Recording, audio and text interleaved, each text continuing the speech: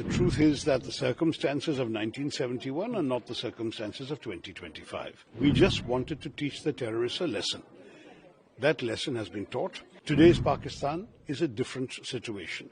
Their equipment, their military equipment, the damage they can do, everything is different. If Pakistan did not escalate, we would not have escalated. Pakistan did, we also did. The whole idea of this book launch is to celebrate the Constitution as a living document, an evolving document. A document that is relevant to the lives of every Indian, but it takes different shape at different times. We've had 106 amendments since it was first passed. There have been a number of judgments of the Supreme Court that have changed the way it applies. There have been serious issues, disputes, cases going on.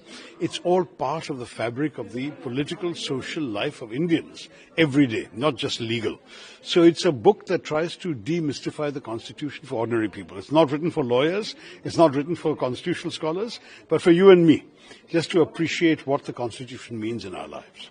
Sir, a big development happened between India and Pak, sir. What's your take on it? Because now on all social media, Indira Gandhi is trending, and Congress party is saying that Indira is iron ready.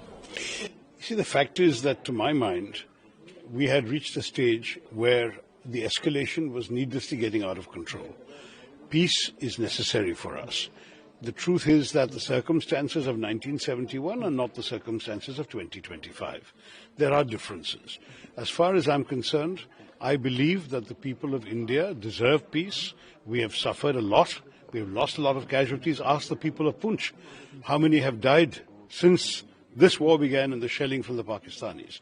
I'm not saying that we should always stop wars. When there are reasons to continue them, we should continue. But this was not a war we intended to continue. We just wanted to teach the terrorists a lesson. That lesson has been taught. I'm sure the government will continue trying to identify and track the specific individuals who did the horrors of Pahalgam. But as far as this particular conflict with Pakistan was concerned, there was no reason to risk the loss of more lives and limbs and fortunes. We need to focus on the well-being and prosperity of Indian people, of growth, development, progress. I think the peace is the right way to go at this stage. Sir, India's position on terrorism will be, remain the same.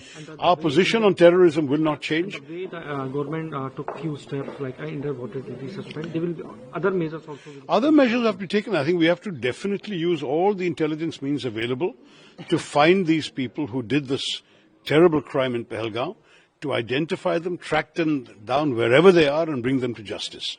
That is indispensable. It may not happen overnight. It may take months, it may take years, but we will have to do it. No one should be allowed to get away with killing innocent Indian civilians. But that doesn't mean we should put the entire nation at risk in a prolonged war.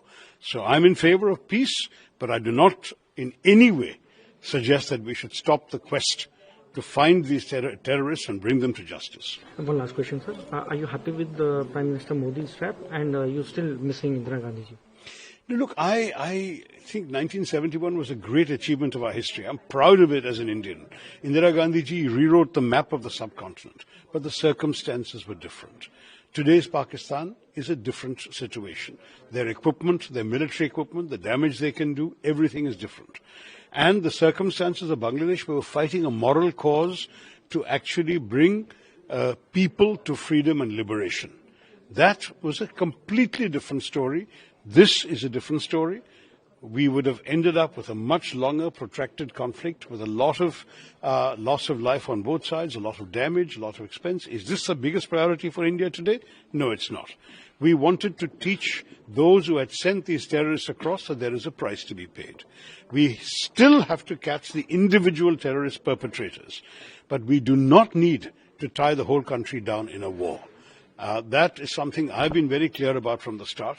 India did not, I believe, at any stage see the action of the 7th as the beginning or the opening salvo of a long, protracted conflict. For us, it was one-off. We'll do it. If Pakistan did not escalate, we would not have escalated. Pakistan did. We also did. It was getting to a point where if it continued like this, we would needlessly have been caught into a long, drawn-out war without a clear objective at the end of it. Liberating Bangladesh is a clear objective. Just keeping on firing shells at Pakistan is not a clear objective. You see the difference.